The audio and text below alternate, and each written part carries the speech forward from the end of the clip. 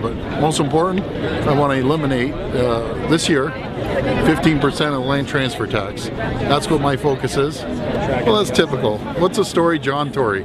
Yeah, one day it's one story, and then he changes the story again. How can you trust someone that flip-flops this late in the campaign, 3 weeks before he's been elected? He said at the Board of Trade, I believe, you don't have to tunnel. He repeated it, you don't have to tunnel. Now, 3 weeks before or 4 weeks before we go to the polls, now he's flip-flopped. What does that do to the funding? Just stay tuned, you'll see what's missing. I'm sure you folks know what's missing on his resume, and I'm surprised if it was on my resume, certain things. You guys know everything, including my shoe size. So, size 11 by the way. So again, it's not getting personal about John himself. It's let's scrutinize his resume. Let's find out who really John Tory is.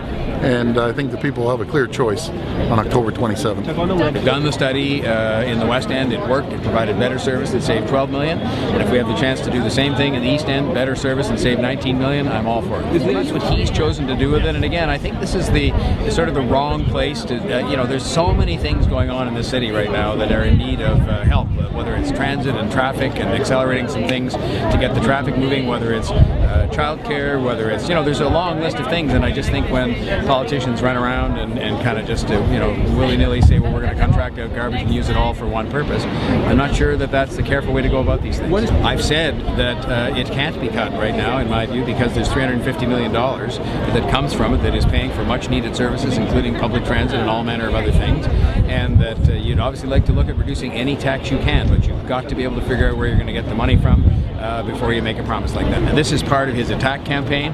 I would put my resume up against his any day of the week, and I think it starts with showing up to work at the jobs that I've had.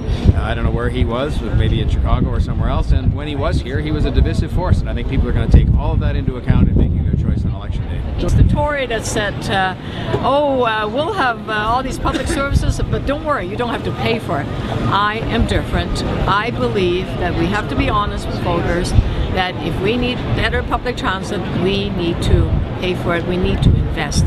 I do not support phasing out land transfer tax. I believe it should be even more progressive, and that those that are buying homes and condos that are more than $2 million should pay 1% point more. So I believe the land transfer tax is here to stay. It's the $350 million that the city is counting on to continue providing services to people of Toronto.